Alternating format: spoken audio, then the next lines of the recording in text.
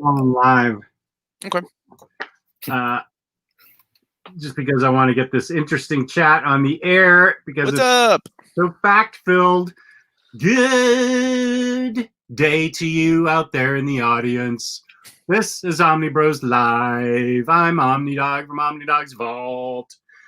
And we're here with the uncanny Omar. This is not a musical episode, I hope. How's everybody doing this evening? He's a buzzkill. It's going to be like that episode of Buffy where just everyone's singing and you don't find out why until the end. Had a point, right? Yeah, but you don't know until the end. Everyone's just singing. Just and then his medication. And but at the end of the episode, an hour later, we're going to be like, well, Jess was singing the whole time because of this. I was the Omnibus Collector who started it all himself. What's up? What's up, buddy? Now, that's big praise. Started it all himself. That's right. That's how I feel. That's how I feel, Ryley. Did you notice the chat is not the chat's not working in my StreamYard box? Is it working for you guys? I see the last thing was Mr. Awesome that says that Demon Knight book was pretty solid. He is correct, but I am not seeing that. Okay, so I just went over to YouTube. You're not seeing the chat? Aren't you the administrator? Yeah. Yes, I am, Omar. Okay, I'll stop. All right. Those pills are not helping. I don't know why you don't see it. I can't highlight anybody's comment, so sorry everybody. How's everybody doing? I can't highlight anybody's because they're not here in the chat. Are you having an earthquake down in Texas, man? Yeah. Are you really? No.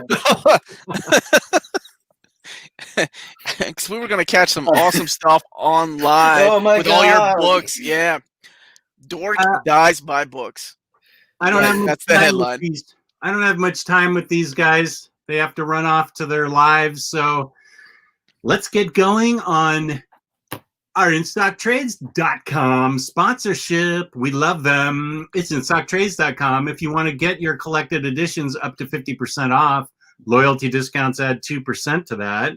There's rumors in the air of a OmniBros discount code flying around. Those rumors are, but for fact, this is a fact. At the end of every month, we've been getting a $50 gift card to give away to a lucky viewer from InStockTrades.com. $50? That's right. Over $50 in an order gets you free shipping in the United States. Fabulous customer service, fabulous packaging. That's InStockTrades.com. Bobby Keating says, Jess, are you taking requests? Yeah, I took Omar's request to cut it out. We should all go to karaoke sometime. While eating popcorn. In 2022. Yeah. When the world gets back to normal. Thank you for not saying 2021 because we're so close. It's like anytime someone says next year, and I'm like, next year is we're going to be doing the same damn thing. Don't even kid yourself anymore. I'm neither an optimist or a pessimist. I'm more of a realist. Yeah. That's why I suck at gambling. I'm an omnibus. That's not a real word, but I'm glad you came up with it. You're welcome. I don't know why the comments aren't loading for me. I'm going up and down and changing things, and it's just not doing it. And I can't highlight anything, so I'm sorry. We will just read comments. Yeah, I guess we're gonna. And I don't read the comments anyway, so I'm unaffected by this. All right, it's that kind of evening, everybody. Mr. Awesome leading off with a great question. Wait. BTAS episodes did you watch? I wrote it down today. I watched 1, 2, 3, 4, starting with episode 8, Forgotten, when he has amnesia. 9, Be a Clown, Joker Story. And then the 2-part, which has so far been the best episodes I have seen, 2-part Two-Face episode. So I watched 4 episodes today. Is the amnesia one? That's not the one where it's like a dream or something? No, he gets bonked on the head and taken off to a chain gang to their mining something. I can't remember what they're mining, but oh, that's my favorite Batman episode. Animated series. The homeless people are disappearing, and he was in his Bruce Wayne. No, he went undercover with like white hair and a goatee and a Batman green shirt, and he got smacked over the head, lost his memory, and woke up in a chain gang work outfit where they worked him to the bone, and Alfred comes to the rescue. I ask because there's an episode, I think it's a Mad Hatter episode, where he finds out that he's inside of a dream. That's the good spoiler. Don't spoil it. Uh-oh. I've forgotten it already. Yeah, that's a good one. Yeah. I've forgotten it already. Sorry, I don't know if you haven't seen any of these before, Jess? Oh, no. Yeah. You're in for a treat if you haven't seen that one. Well, when you come to the Mad Hatter episode where it's a dream, let me know so I can... Why are you continuing to bring that name up? I had successfully purged it from my head. I wish I could do that. That's in my top 5. I love that episode. It's a good one. Talking about not being a word, neither's Omniboo. Thanks a lot, Travis, but I didn't come up with that. That was David Gabriel. And when David Gabriel reprints all the Omnis you're missing, I'll bet you'll be screaming Omniboo in the house. Omnibusty. I should have said something to David when we were on your show together. And about Omniboo? Yeah, it's not a word, David. Oh man, I'm kind of glad you didn't do that. I think I said enough things like going on about the Alpha Omnibus and stuff. But I do also say omnibuys, which I know is not a word. I made that word up for myself a while ago when talking about creating omnibusing something. I never thought about it until like I was doing videos a couple years ago, and I'm like, this is my favorite omnibuy, omnibuses. Omnibuses, I think is what I called it. Omnibuy is the big one that I used. I remember. And then I remember David watched one of my videos and he messaged me. And he's like, "All of us here at Marvel use Omniboo. It's the word we all decided to use. Like whenever they created the first omnibus." I'd say like I'm saying like omnibusing the X-Men or omnibusing Deadpool. Like I've written articles where that was the title, was omnibusing something. Omnibus are bisexuals that collect omnis. Good to see you in the chat, Hayden. Well, I tried to unjam the log jam, but we've been jammed. I just put in "Let's Go Omnibros," and I thought that would be the key to unlocking all the fabulous commentary that's going on in YouTube. Jess, as your personal IT guy, I'm going to suggest you just leave things alone if it ain't broke, because I feel like as soon as you do something, it's going to destroy not just this chat, but the entire internet will break. Darkhawk is forgiven me though. He's standing upright and grooving. He's not going to bug us tonight. So what are we talking about? What's the topic? Why are we here tonight? What brings Omar and I on screen together tonight? What makes this so special, Jess? The fact that you guys hadn't been on in 2 straight weeks. And you called us out both at the same chat. All right. So we're here because we love everybody and not because we were called out. What? I'm not counting Otaku Bros. That doesn't count. Hey. He doesn't count his own show on his own channel. I love it. I don't appear on that show. Well, you could. We're talking about DC's New 52, and everybody, it's a popular time period to poop on, as Triumph the Insult Comic Dog would for me to poop on. For me to poop on. But there's actually a lot of really good stories and comics. There are a lot of good action figures, but that's not what we're talking about. Though the best story, of course, for me was leading up to New 52 was Flashpoint Batman, Knights of Vengeance by my best friend, Brian Azzarello. You guys are friends, huh? Yeah, I went up to him in Baltimore and told him how great I thought that story was, and we talked about it for 10 minutes. That's awesome, man. Did you tell him how much Broken City sucked? I didn't even mention Damned, so no. Ooh, right. Damned. We only talked about Knights of Vengeance. I kept it really tightly focused. Good call. Good call. He tries to bring up, hey, did you read Damned? And you're like, Knights of Vengeance, please. Wonder Woman, actually. Let's talk about Wonder Woman. Yeah. That is a New 52 book we can talk about because I got it right here. I have it in absolute form. Okay, so let's talk about this book. What makes this book so great to you, Jess? What do you think about this book? Well, to start out with, the reason I got it in absolute was because of the fabulous art. Won't you highlight yourself so people can see this wonderful Cliff Chang by artwork. Cliff Chang. He did a brilliant job on all this art. And it took Wonder Woman in a very different direction where, if I recall correctly, she ended up as the God of War in this book instead of Ares. And it went in a direction that I never thought possible, but I think Brian Azzarello did a really good job. I felt like he understood the character, he understood the Amazons, and he understood the Themyscirian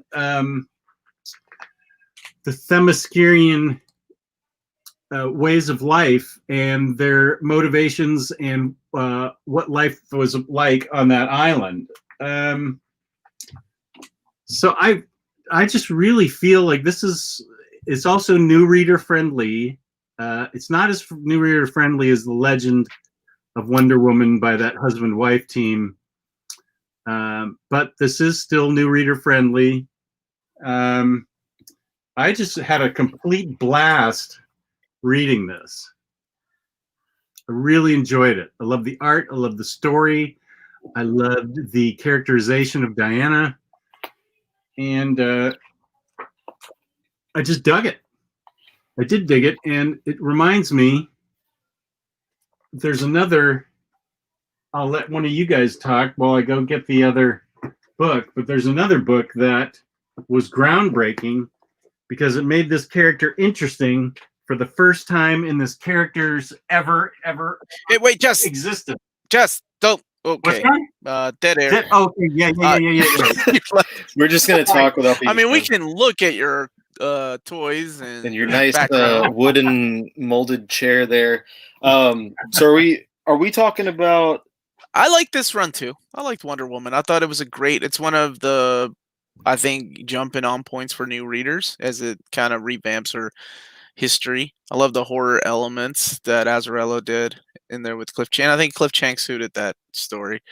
I don't have either Omni or the Absolute. I kept my trade paperbacks. And I don't know if that's because me being OCD that I think there will never be another Wonder Woman, because why would there be, right? I think the next run is Meredith Finch. Yeah. But even though it's got artwork by David Finch, I can't imagine very many people wanting that in an Omnibus or I don't Absolute.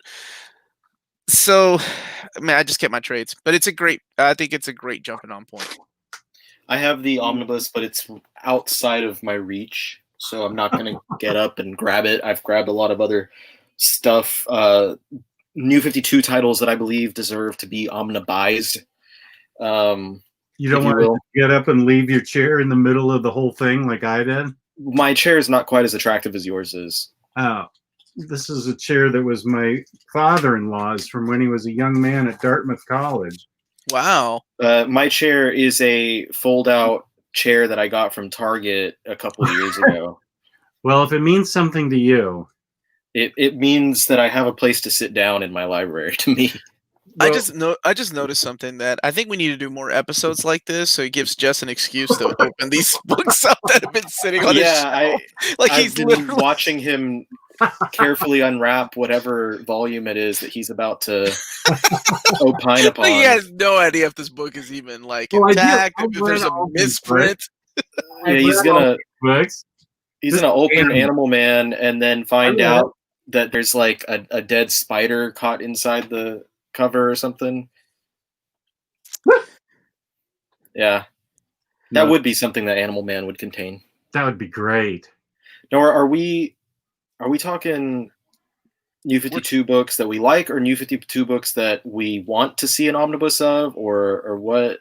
I think that we like, and not necessarily an omnibus form. Because I chose a bunch of them that all of these should be omnis or oversized hardcovers. You talk about what you want to talk about then. And I took notes, and I can read my notes today, Jess, because they're not written down. They're on my phone. Wow, that's awesome. My handwriting is really sketchy. Did you guys read Grayson? Yep. That's my pick. It's got an omnibus. It's a great story. It's got 2 editions of the omnibus even. Right.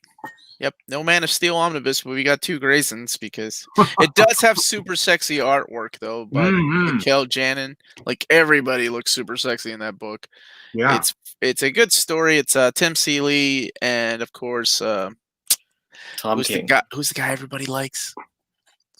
Tom King. Yeah. I love that guy. He just made a mistake. Which book did he make a mistake on? Batman or Twitter? You're not even on Twitter. What do you care? Or are you? No, I'm not. Good man. You're smart. Yeah. I'm a big fan of that run. I love that it's not really Nightwing as an alter ego, but it's more like a Bond kind of story, espionage, and so it's a good omnibus. And we're actually getting a Kyle Higgins omnibus too.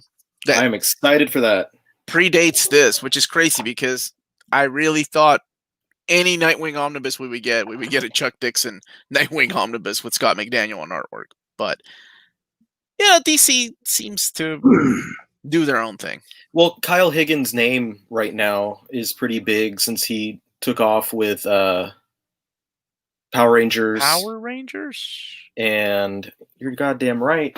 And he's got another... What's the other thing that he just is having start up? It's another franchise. Oh, Ultraman. Ultraman. Yeah. He's doing Ultraman. And everyone on YouTube and the cesspool that is Twitter has been saying that Ultraman copied Ben 10. So there's that. I feel so old and so disappointed in these generations. Ultraman copied Ben 10. Yeah, I'm a whole child younger than you, and I'm very disappointed. You respect your history, my man. Yeah, I have Ultraman. I don't even understand what Omar is saying when he said he got pulled over from an Ultraman convention and. No, it was a Transformers convention, you damn fool. There's a huge difference. Oh. Transformers are robots in disguise. Ultraman is a dude that gets really big and fights giant monsters. How did you not grow up watching Ultraman, Jess? That was 60s? Ultraman? Yeah. Ultra 7, Ultraman.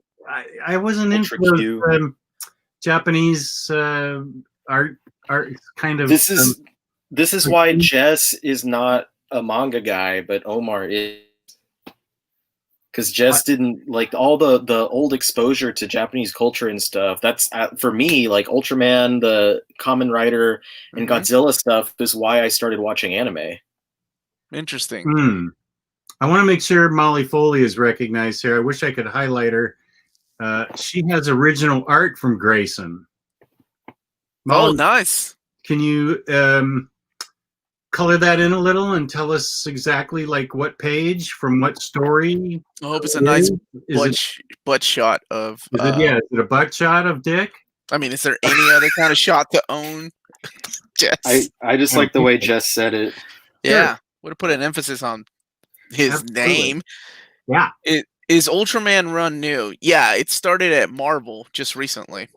It hasn't started yet, but the preview came out. I've seen that's what I've seen. I've seen the preview. Yeah, it's. I think it's a mini series or so. I don't know, but it is what it is. So Molly has the double page spread from issue 5 of Grayson walking through the desert with the baby in his arms. That's cool.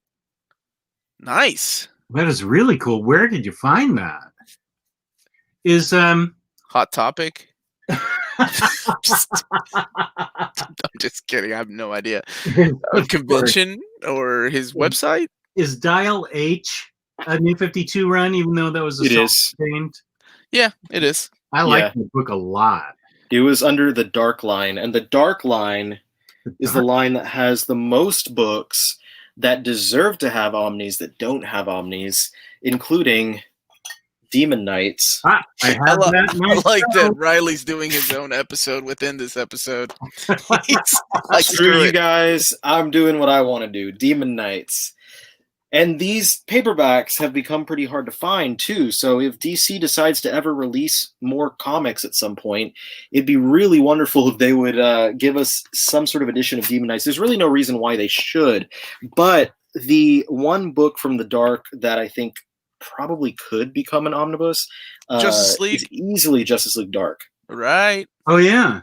That was a good run. Fantastic run. Amazing characters. Great artwork. Again, by Michael Jenin on the run with Jeff Lemire.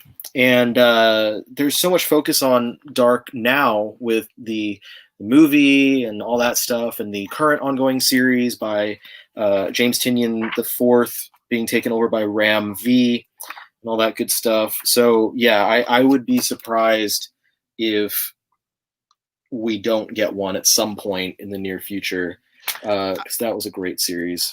I wasn't a fan at all of what they did to my boy, John Constantine. But that's not John Constantine. That's New 52 Constantine. Yeah, I know. That's what I'm saying. But I did like him in that run right there. The Justice League Dark run? Yeah. That's the only one that got his voice. Well, because it was Lemire, right? Yeah, it was Jeff Lemire, because the ongoing Constantine was Ray Fox writing it. Was not a good Constantine. Yeah, I think I read like 3 issues and dropped it. I think I made it that far. It was bad. It just wasn't. It wasn't John. I mean, they really kind of messed up anyway, bringing him over to the DC universe. I never liked that transition, but Justice League Dark was fun. But the other two, a great run of Constantine right now, Hellblazer. Yeah, which run? Cy Spurrier. I haven't read that yet.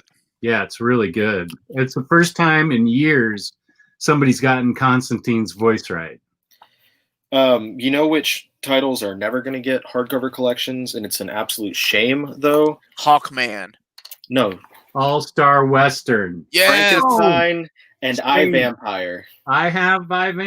Both of those are really good. And All-Star Western. I agree with you guys.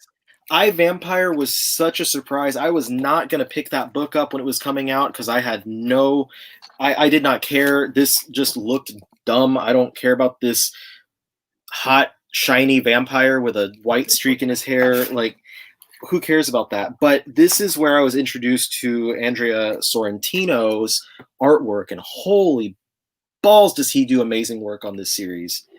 But yeah, that series is amazing. Definitely doesn't get the attention it deserves. And then Frankenstein, I don't know if I'm the only guy that enjoyed the hell out of this one. I loved it too. This was some stupid fun shit. Like, they could put that into the Lemire Omnibus. Yeah. F it. It's just such stupid, dumb fun with, like, the perfect type of mixture of horror and superheroics and stuff. It matched so well with a lot of the other titles that were in the Dark line of books, like Animal Man and like I, Vampire, were these titles that otherwise never would work. And I think that DC was really great for taking a chance on these books at that time. And it's a shame that we haven't seen them take so bold of chances, and I don't know that they're going to be able to take bold chances like that for a little while. Yeah. But those were that line of books. The Dark was the highlight for me of the New 52. That was most of my pull list at the time for DC was from that line. So you keep saying Dark. Does it? Okay, so where are you picking up on saying it's dark? I understand you and believe you, but I've never heard anybody say these are part of the Dark universe. So there was, I think, 7. were 7 lines when the New 52 started. It was Justice League, Batman, Superman, Green Lantern, The Edge, Young Justice, and The Dark. And each line had titles within them. Oh, okay. Kind of to differentiate them officially from the other lines. So the Dark line was all those books I just mentioned, Swamp Thing, Animal Man, Resurrection Man, all of those were under the Dark line of books. And then Dial H was added into the Dark, and some other stuff came in. All-Star Western was part of Edge. The Edge, it was like, these are the books on the edge of the universe. And it was like All-Star Western and Stormwatch, Grifter, Voodoo. Midnighter. Oh, yeah, Voodoo. Midnighter was awesome. Did you all like that? The Steve Orlando run? That series was great. That's a damn good series. All-Star Western needs an omnibus, as does Jonah Hex, the series right before it. I agree. Thank you. Yeah, that'd be a couple of books because there was a lot of material there. Oh, hey, Ryley, your niece is in the chat. Nora? Yeah? Ramirez? Yeah. Hi, Ryley, it's your niece. Let me see. She's saying, yeah, it's your niece, and you're wrong about Dragon Ball Z Super. It's amazing. You're wrong about the name of it. Your niece is really cool. You're going to correct your niece? Yes. Jerk. They're all downstairs. All the kids are here tonight. I don't know if y'all could hear the noise of them running around, but they're visiting this weekend. So after I'm done here, we're gonna hang out and I'm gonna school them on some Smash Bros or something. Nice, like a good uncle. It is what I do. What else? So that was most of my stuff. Ooh, I do have that here too. Larfleeze and Sinestro. It's Colin Bunn's Sinestro, right? Yeah. Colin Bunn's Sinestro. With Dale Eaglesham at the beginning there. Yeah. It's good stuff. This and Larfleeze and Red Lanterns. Especially Charles Soule Red Lanterns. Oh my gosh, I can't believe we never got those. And like I held out not buying any of those trade paperbacks, waiting for an omnibus. That's literally on my no chance that omnibus ever comes. On my notes, it literally at the bottom there just says Green Lantern, all of it. Nice. Like there's all of my things about what I want to see, and then at the bottom just Green Lantern, all of it. But I had a map. I mapped everything out a couple years back, like when we first got into the Rebirth era. And I was like, all right, well, this all needs to go here, and this all needs to go here, and kind of intertwining. Because especially when Venditti had first taken over, there was several crossovers. There was like Lights Out and Godhead. Yeah. So I had to carefully decide where to put everything. It took me a couple days of just sitting there and like racking my brain about these comics that I hadn't read for years.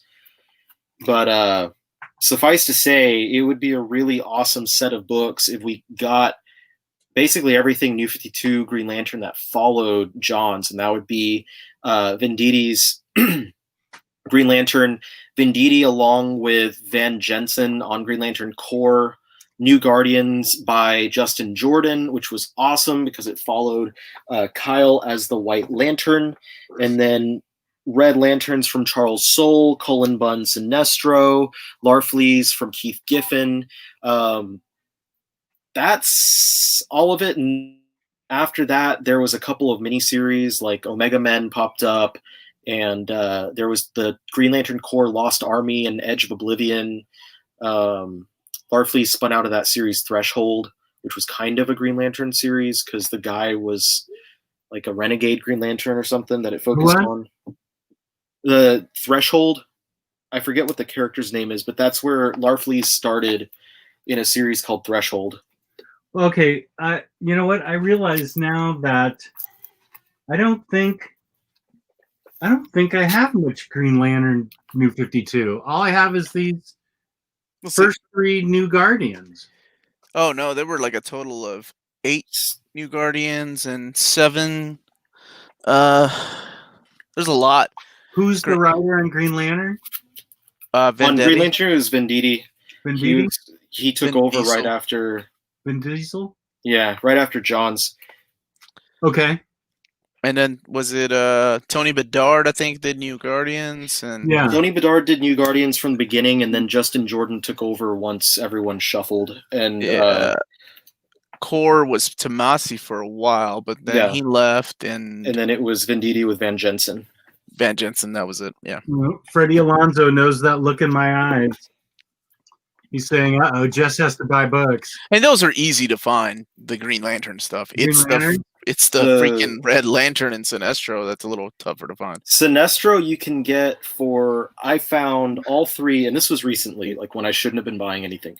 All three of them for $14 from a store. I'll have to send Jess the link, but it's a store that sells like lots of multiple books for really cheap. They have like a lot that's 4 of those thick ass JLA volumes for $20. Mm-hmm. This is a store that sells online.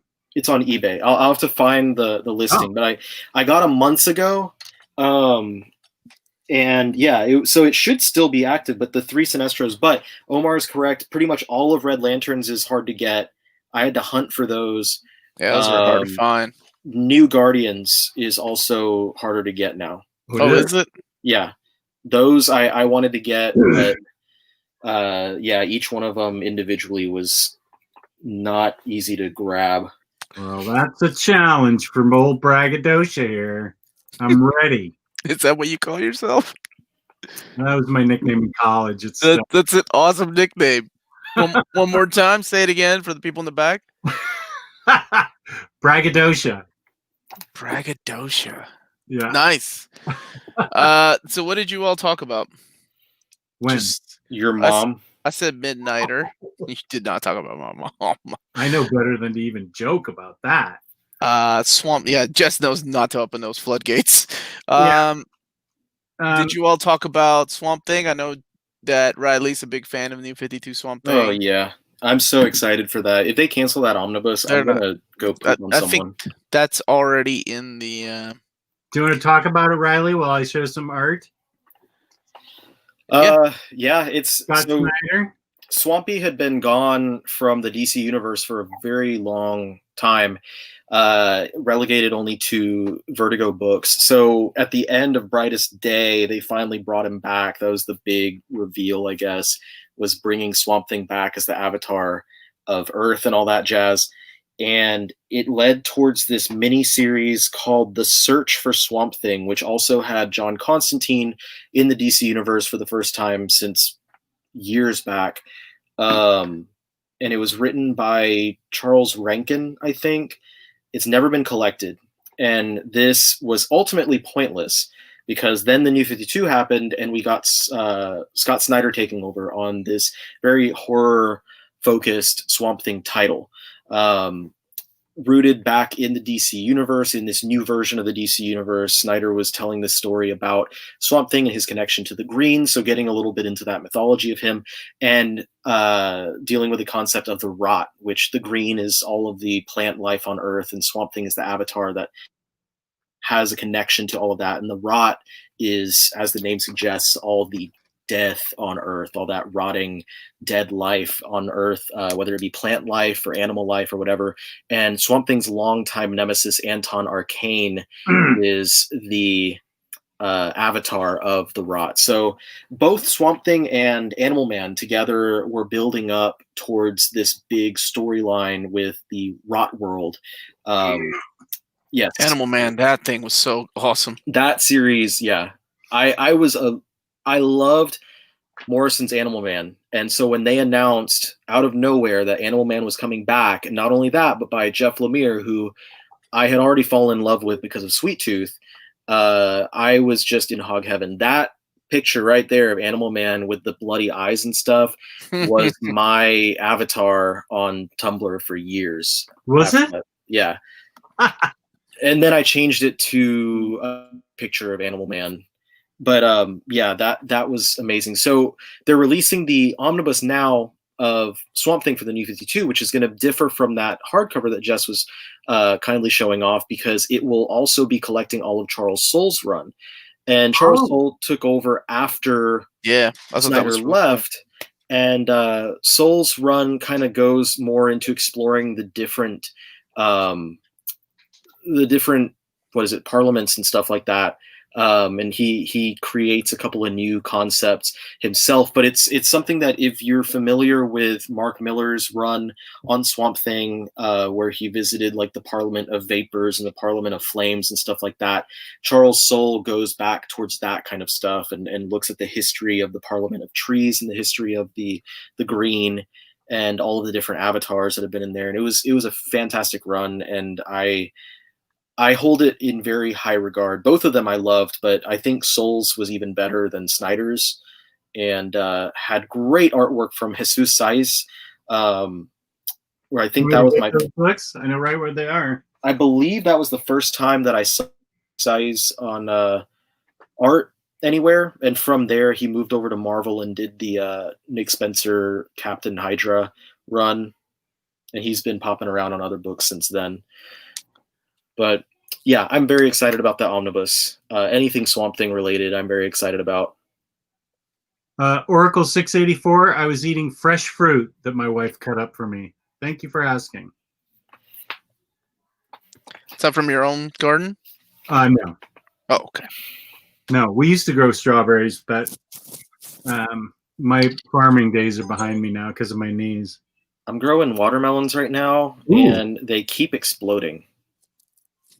Like I think watermelons keep exploding? Yeah, it's so hot that they just rupture. Wow. So right now they're probably about softball size, and I still have about 5 of them growing. So we're talking about the best, right? Of how about this? The New 52 era. And we know like the New 52 era wasn't really, it didn't sell that well for a lot of the titles.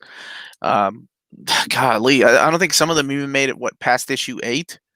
Some of the New 52. There was a lot of titles at the beginning, that got canceled between issue 6, 8, and 12. There was like OMAC, and just out of curiosity, Legion of Superheroes. There was even a Legion of Superheroes. What was the worst one for you all? The only one I remember dropping was Resurrection Man. But I'm talking about, like, it's not like I was reading all 52 titles and then dropped just that one. I read all 52, including like a couple of issues later. A month later, they introduced like 3 or 4 more. And there were some bad ones. I know Resurrection Man for you. I know a lot of people hate Savage Hawkman. Yeah, I was gonna say I know there was a lot of disdain for Hawkman. And for Hawk and Dove. I was just going to say Hawk and Dove was probably the book I disliked the most. I was going to say Hawk and Dove gets a lot of... I think mine was The Ravagers. Did y'all ever read that? Oh, my God, that book sucked. The random spin-off from Teen Titans. Teen Titans. I think it lasted 2 volumes, maybe? I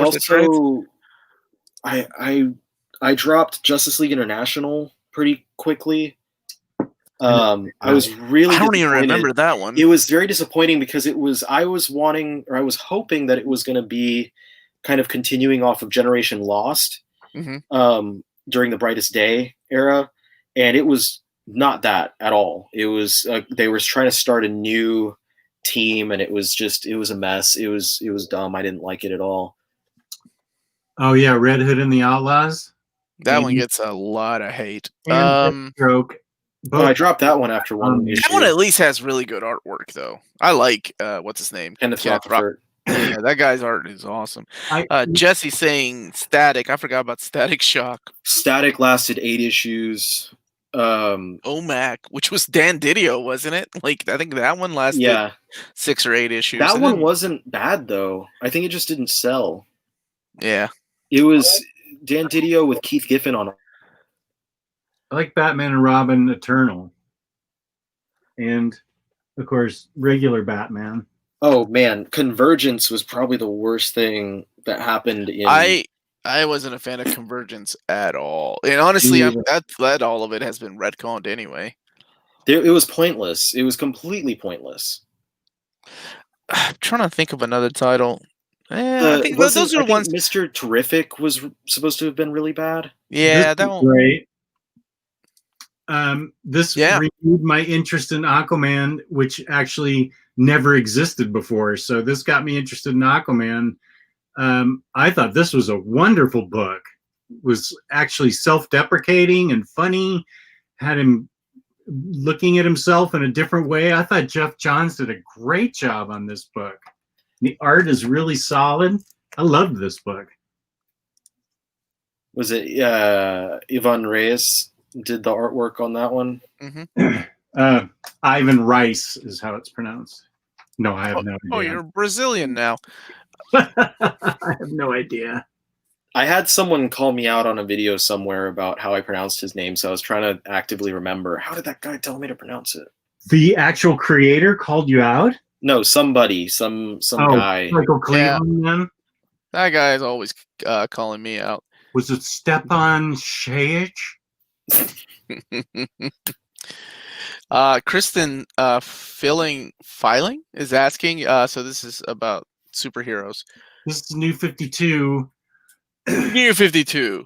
The best and most favorite book of mine. It changed my life. Changed your life? Really? It changed my life.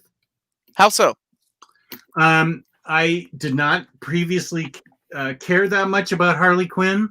I did not think it was possible to have a sense of humor in a superhero book. If she's a superhero, she's kind of an anti-hero. Mm-hmm. I enjoyed the amount of fun that she had in this, with all the crazy characters, all her crazy jobs. She had like 3 crazy jobs, a dead, burnt out beaver, 2 hyenas. Dead, burnt out beaver? Yeah, I was going to hope that I could get past that and you wouldn't. Yeah, we just got demonetized. Yeah, you did call me on it. Just a bunch of crazy friends. She's going nuts with roller derby and being Harleen Quinzel during the day and being a landlord at Coney Island. She rescues dogs. She kicks ass. She takes in stray people and the whole time is cracking jokes. This really, it was my favorite comic of the New 52 and may still be one of my favorite comics. I absolutely adore this Harley Quinn. What was the question, Omar, that you were about to mention? I don't remember. Something about Harley Quinn. No, you said someone, Kristan something. She was asking if this is about superheroes. Is this chat about superheroes? Yeah, I think so. No, maybe. No, it's not about superheroes. Obviously, Harley Quinn is not a superhero. No. Jonah Hex, not a superhero, but a great comic. But a great book. Swamp Thing is a superhero, though. Is he? No. How about the first Jeff Lemire I ever read, Green Arrow? How did you like it? I liked it enough to get a deluxe edition. And I liked it enough to get a deluxe edition and kept it because I'm going to reread it. I can tell by the tone in your voice that you didn't care for it. What was it you didn't like? I don't know. I think I had a lot of issues with New 52 Green Arrow. I guess so much so I sold all my Green Arrow New 52. I was like, nope, not for me. I think I'm done with the character. Well, a lot of New 52 Green Arrow was really ass. Well, and I think it had something to do with the fact that they were trying to make him like Arrow from the comic book, or I'm sorry, from the TV show, right? Yeah. Which, sure, whatever. But I like my Errol Flynn kind of Green Arrow, like a little bit older, with the goatee and just a womanizer. And I miss the facial hair. Let's just be serious.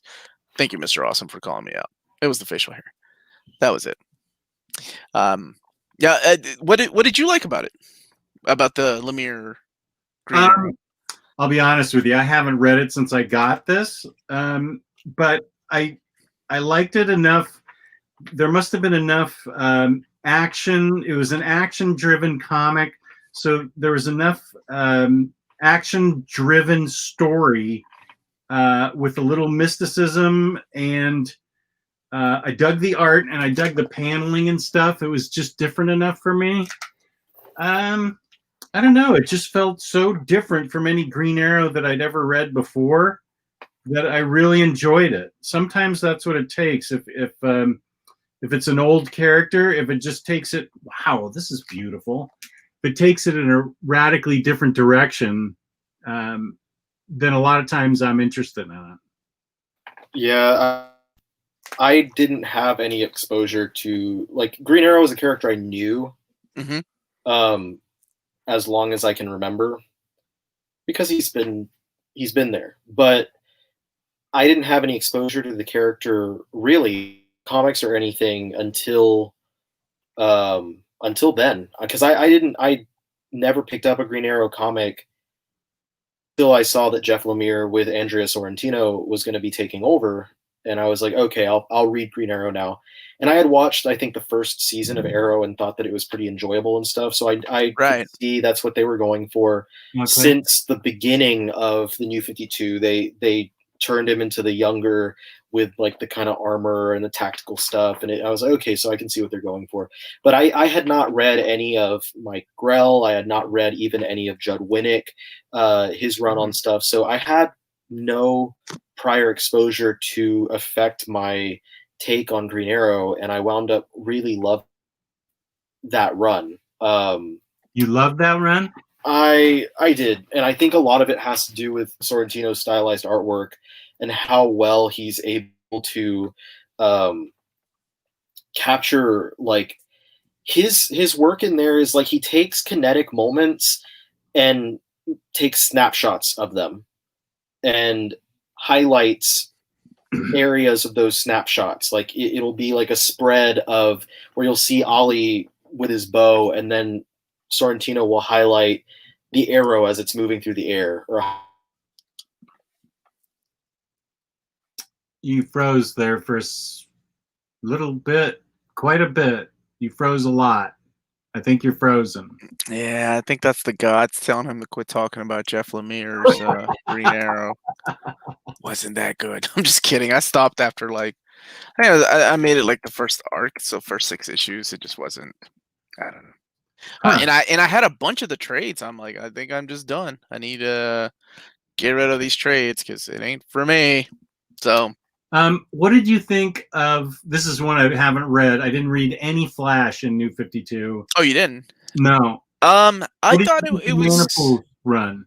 I'm a big fan of his artwork ever since Witchblade. He did Witchblade. What about the story? The story was hit and miss. There were things that I appreciated. I thought were fun. One of the things about being a writer and artist is that you can manipulate your pages. So it's really fun to see like a writer say, okay, here's the scene, here's an action scene playing out. And then Manipul, like being the writer and having the benefit of knowing what the next pages are going to be, so he can lay out his character, like the Flash running with words behind him, like the iconic Flash logo like appearing behind him. Yeah. I don't know.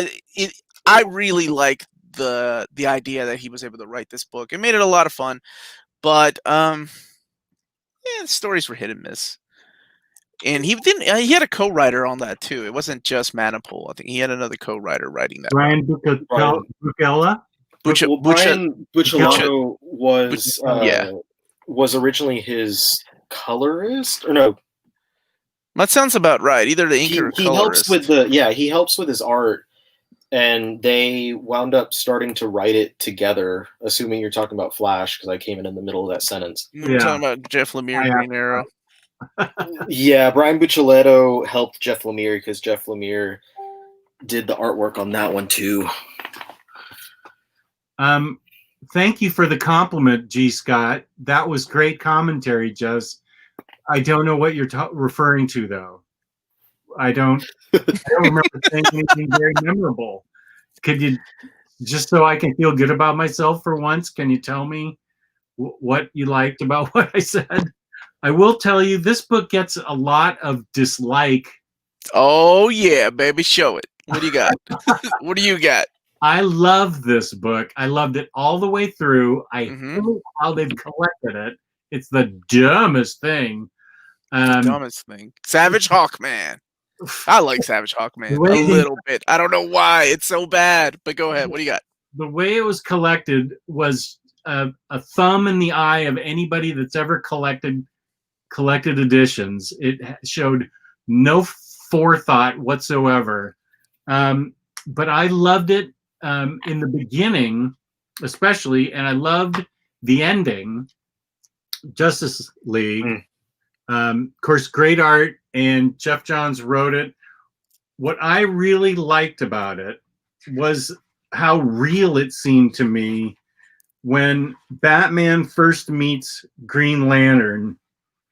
Batman's on the run from the Gotham City PD, and because I forget what he's doing. It's one of those minions from Darkseid. What are those guys called again? Parademons. Yes, exactly. And this moment just got me so excited as a comic book nerd. Oh, that was a cool moment, yeah. With Green Lantern going, "You're real?" And Batman says, "And you're too bright." Just the fact that Green Lantern thought that Batman was an urban myth, and he discovers that Batman's real, and they all informing this Justice League, they all learn about each other as if they had never been exposed to each other, which in these stories they had never been introduced to each other, and that made it really cool to me. It was a much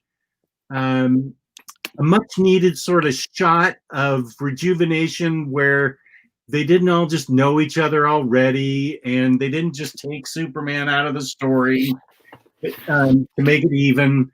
They were really getting to know each other for the first time, like at all. And Green Lantern saying, "You're real," and Batman chewing him out, saying, "Turn off your lights, kid." I just really dug this book. It was so fun. And Wonder Woman shows up, and I loved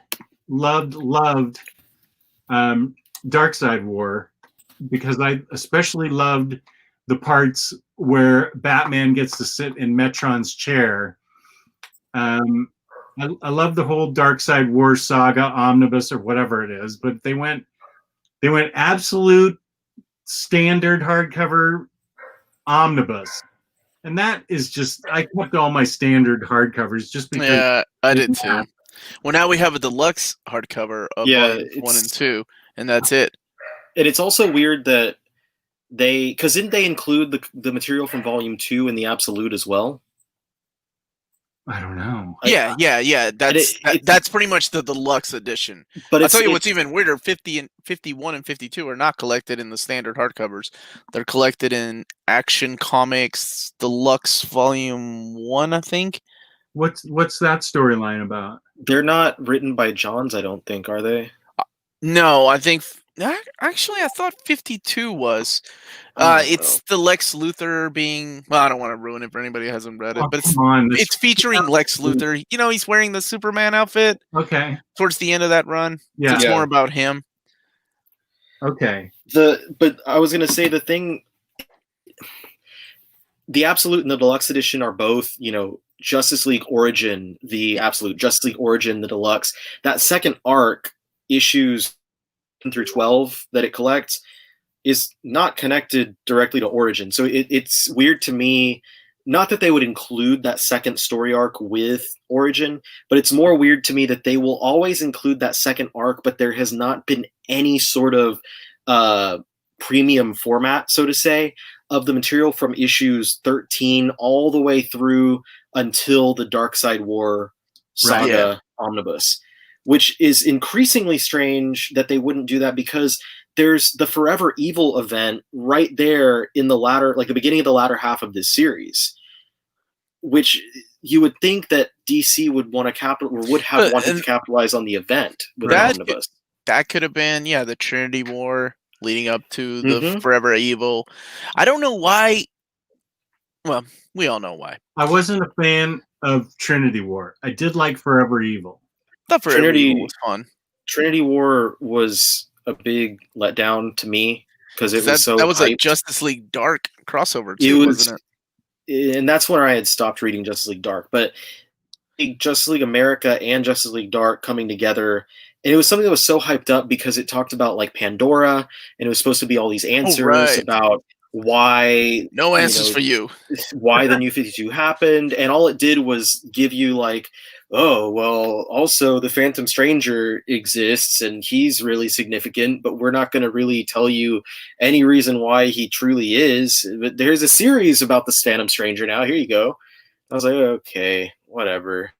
But Forever Evil, when that one started up, that was actually really good, and I didn't expect it to be as good because of Trinity War not being good.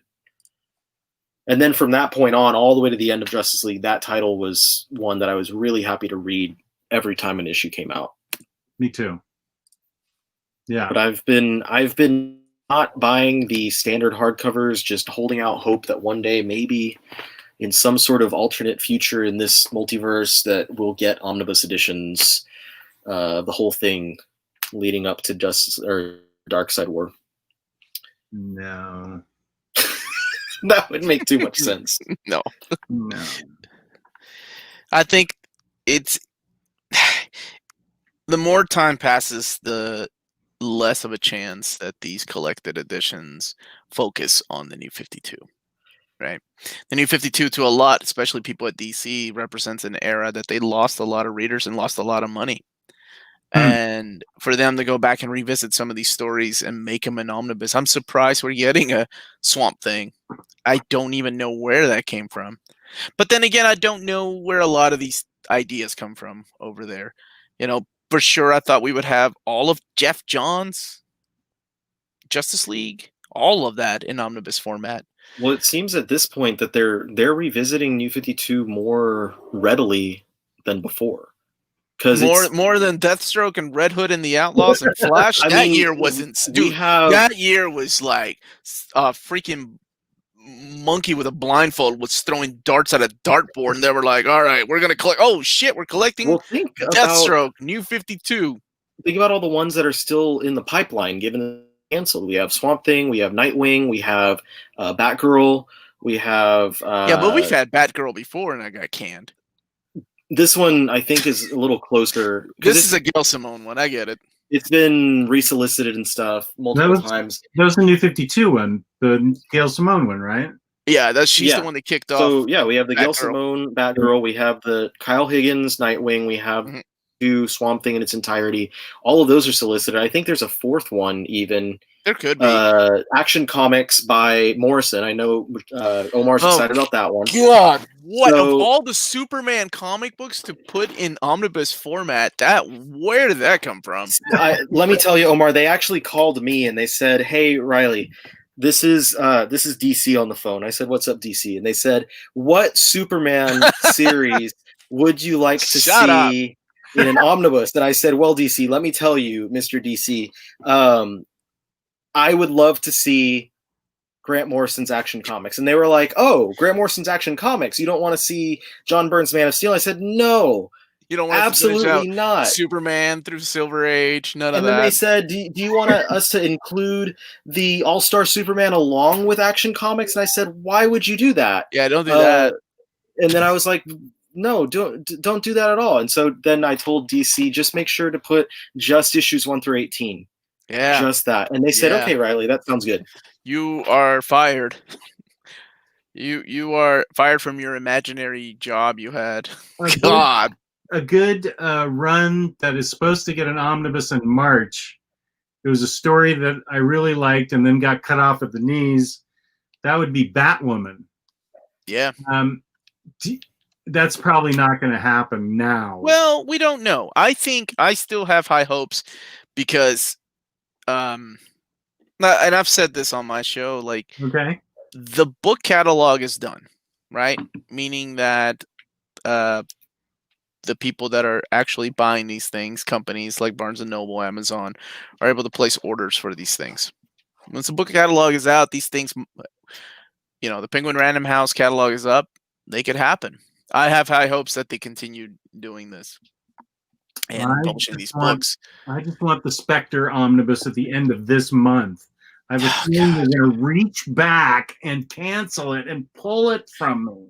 Well, I'm going. I told these two already. I'm going, and I got to get going soon here, guys. But I'm going over the November solicitations, and I'll post that video up tomorrow morning for DC. And there's only 14 collected editions. I've never seen it that low. Total, including trade paperbacks, 2 Omnis, and for what time period? November solicitations. All of the month of November, there's only 14 DC books. Yeah, collected editions. Yeah, that's insane. Like, I haven't seen it that low. And no collectibles, right? It's been sadly, yeah. The email at the end was like, no DC collectibles. So that's done. Does that mean if you're speculating? Don't make me do that. If you're making a random guess, something that somebody pre-ordered last year, say it's a deluxe Harley Quinn statue. I'm just play along with me. Somebody, it's a pricey statue. It's Harley Quinn. Okay. And where are you going with this? Do you think they're going to make it? It's due in the fall. Do you have a date that it's due? I have a month. Oh, I would think so, because that's already been, I'm sure, mass produced if it was pre-ordered months ago. Yeah. Okay. Well, I mean, DCBS took my pre-order and lost pre-orders. Yeah, so I'm sure, they're already made and ready to be shipped. It's just no more future DC collectibles in the solicitations. That was the note at the end, and right. That was kind of sad to see. They won't originate with DC. Correct. Whether McFarlane or somebody swoops in and takes these IPs to make toys out of them. Somebody would license a new Catwoman statue for 2021, August of 2021. That is probably going to be licensed out if it's going to come into existence.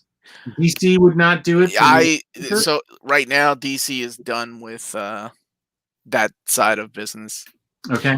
As from everything going on, yeah. So all those people are gone. All the DC collectible people are gone. They're the ones that was the first wave of people losing their jobs. But like I said, somebody could swoop in and do the collectible side of things for them. I don't really know. I don't know if that's, if they want somebody to do that, if they, McFarlane's like, I'll make you a deal, like, but who knows? Yeah, I'm not trying to pin you down. I just wondered. No, it's okay. I just wondered what the kind of action was behind the scenes when something radical like this happened. What it means for future stuff and stuff in the pipeline. So you told me that there's nothing coming from DC in the future, and if there were to be anything, most likely it would be licensed out to somebody. Yeah, as far as DC collectibles. Yes. Okay. Collected editions, it's up in the air. I know they've lost a lot of people in that department. I know. I don't. I think legally nobody can say anything. You're going to hear a bunch of rumors, but legally they cannot say anything because either they have to finish out their job, which fucking sucks. Let's be serious. I've been there. I think we've all been there where you're fired and they're like, oh, you got to train your replacement. Or, hey, you got another month left or you're not going to get your severance package. And one of the things you can't do is talk to anybody about this. So I guess we'll find out more. I don't know. This month, they're doing really Fandom on like the 22nd or something, and they haven't mentioned that that's going to be canceled. And they're advertising it. They have celebrities talking about it and stuff like that. Well, so the bullshit part about that, and I kind of get pissed off about this, but that's all pre-recorded. Meaning every one of those people that are smiling in those videos had no idea they were losing their job within a week. Oh my God. That fucking sucks. I thought it was going to be live. No, most of that stuff is pre-recorded. Wow. So I think there's like a couple of live events, but most of the stuff, like you'll see people there that are no longer with the company. So, I mean, it's a weird, like, I don't know what to think.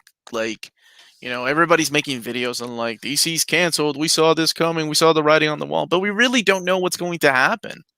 Like, yeah, signs are pointing towards digital comics and the end of DC, you know, publishing collected editions themselves. But I don't know. I like to remain hopeful. You know, we've had this company around for so many years. We've survived a lot of shit. So that's why my brother-in-law asked me today, he's like, are you going to make a video talking about that stuff? And I was like, no, because all it would be is baseless speculation on what I think is going to happen and what I think should happen. And if I'm wrong, then, you know, I just put information out there that doesn't mean anything. So yeah, I don't want to make that kind of, you know, speculative, you know, I think that everything's going to go down.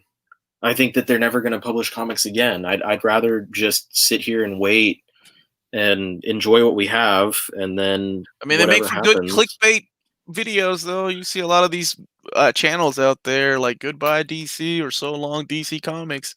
You know, there's several channels out there that love cashing in on just horrible shit that's happening. Trying to remain positive and, you know, just talking about facts is one of the most difficult things to do when you could easily yourself cash in on the clickbait. Like, you could make a video and you could be just like everybody else. I could very easily make videos that are talking about things I've never read before, but I also would rather make videos where I talk about books that I love and not speculating on books' value. My man. There is that. Next week, I am going to feed you so many variant covers. An hour to do it. This is a offhanded plug for my videos, Hot Singles, that I've started every week. I love that name. So misleading. So I thought of it. Dude, I've gotten bots. I've gotten comments from bots already, like sending links and stuff. But I was sitting there like just racking my mind with my wife, and I was like, I don't know. I need something clever. I need something like a title I'm going to reuse every week for this segment. And I was like, you know, everything to do with issues is done. Back issues. You know, we've got issues. I've got issues. Like, I can't do that. And then I was like, single issues, single, hot singles. And I said it out loud. My wife looked at me and started laughing, and she's like, that's good. And so I did it. I put hot singles up there. And yeah, I know Omar was saying people make videos on like Tuesday to talk about what comics are coming out. And I'm like, I don't want to speculate about comics. I want to tell you which comics I read that were actually good this week. And see, I think that's wonderful. Not a lot of people do that. A lot of people are like, here's some books. Here's somebody's first appearance. You better get that CG seed. You're doing an actual reading, and I think that's wonderful. Keep on doing that. By the way, I'm going to go ahead and take 10% of this, but let's make an app. I have a friend of mine that makes apps. Let's make a Hot Singles in Your Area app. There's going to be a lot of dudes disappointed. I don't care. But that first month, you're going to see so much money. Everybody downloading that app. It's swipe right for a variant of Harley Quinn. It's going to be a notification once a week of like new Hot Singles is up on YouTube. Those guys click on it and it's me. What is this? All right, my dudes, I hate to be the boner shrinker of the party, but I gotta get going. You all take care of yourselves. Can you plug Near Mint Condition? What's your next video? When's it going up? I am doing the DC solicits for November. That's coming out tomorrow. Okay. My wife is reviewing the Symbiote Spider-Man alternate reality. Yeah, that's it. That trade paperback that will be out tomorrow as well, and then I'll be on Saturday Q&A. So thank you everybody for joining me. You guys, gentlemen, take care. Thanks, Omar. Peace out. And before Ryley signs off, let's talk about InStockTrades.com, where you can't get hot singles, but you can get hot collected editions for up to 50% off. Loyalty discounts add 2% to that. There's rumors in the air that there could be an OmniBros discount code by the end of the year. There is also a $50 gift card that is given to us at the end of every month that we give out to a lucky viewer like you out like there. Me? You. Well, not you. Sorry, I can't give it to you. But speaking of $50, if you order $50 or more in an order, in the United States, you get free shipping, and that is a big deal. Fabulous customer service, fabulous packaging. That's InStockTrades.com. Let me tell you how good the customer service is. It's been almost a year since I ordered Red Sonja Omnibus signed by Gail Simone. And Emily is remembering on her own to keep bugging Dynamite about it to get me my book. At this point, I will just settle for a plain old Red Sonja Omnibus, but I kind of want to see what she comes back with. I'm wondering if she is going to just run these people down and tackle them and get that thing signed for me. I don't know. I got a feeling she's a stand-up person that really wants me to get what I ordered. So I'm going to let her run. Go get that omnibus, young lady. That's what I'm going to do. That's some exemplary service. That goes beyond great customer service. I think it was November of last year that I ordered that thing. God bless. I know. I wouldn't have ordered it at all if I had known that they were going to ship the books out without her signature. And another New 52 book that was good was Earth 2. That was an interesting book. I like that book. Earth 2. James Robinson. Very good. Exactly. I forgot what artist was on there with him, though. I don't know. I've got in a long box in the unfinished part of the basement. The only other one I was really thinking, well, Snyder Batman 2, and a second one for Aquaman, carrying through Jeff Parker's run, all the way up until Dan Abnett and Andy Lanning, or sorry, just Dan Abnett. I forgot that they broke up. Dan Abnett, his run on Aquaman started at the end of the New 52, but to pad that out and make it a little bit bigger, they could add in the spin-off Aquaman and the Others series that was written by Dan Jurgens.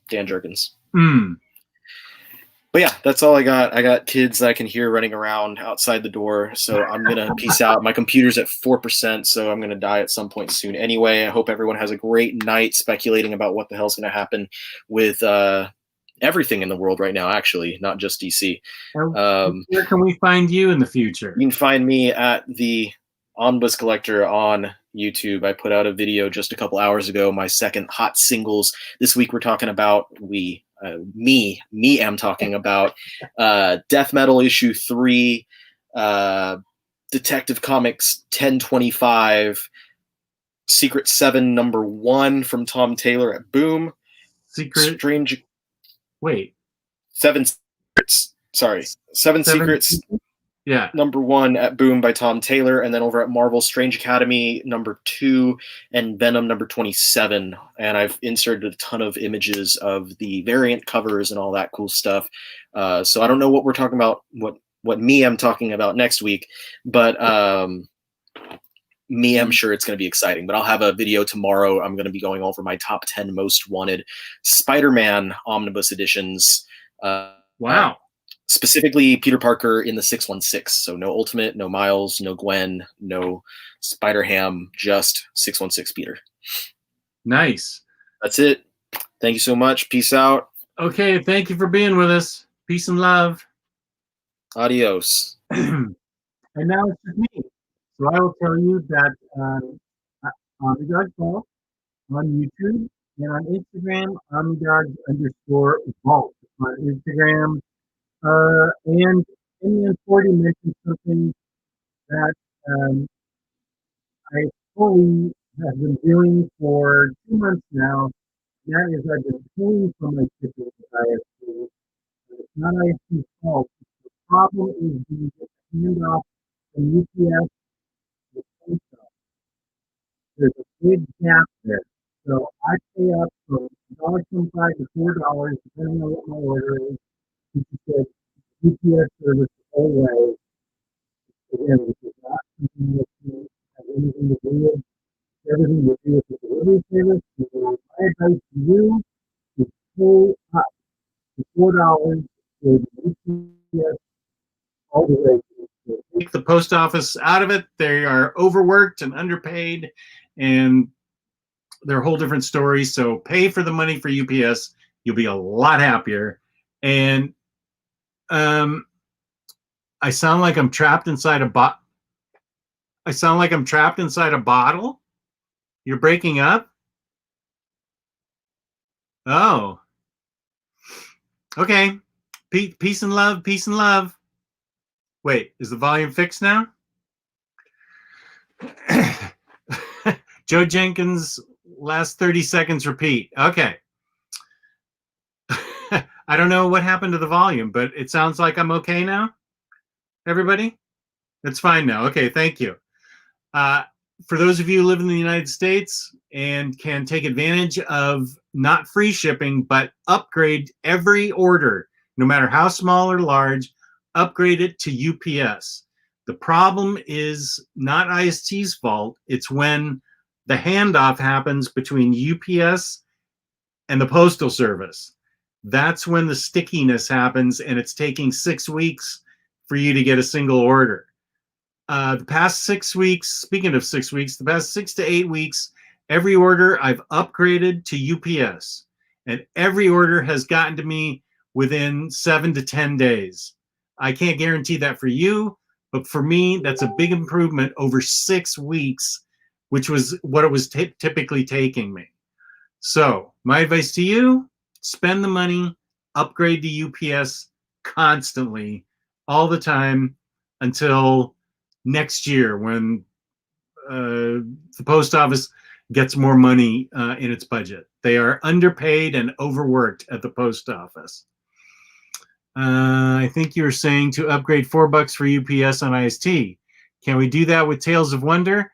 I don't actually know that. I don't know much about Tales of Wonder, and I don't think you have the choice of what you do on DCBS, but I also don't know. I deal with IST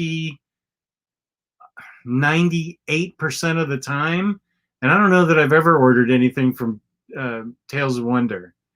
So I'm sorry, I don't know. Just with IST, upgrade to UPS.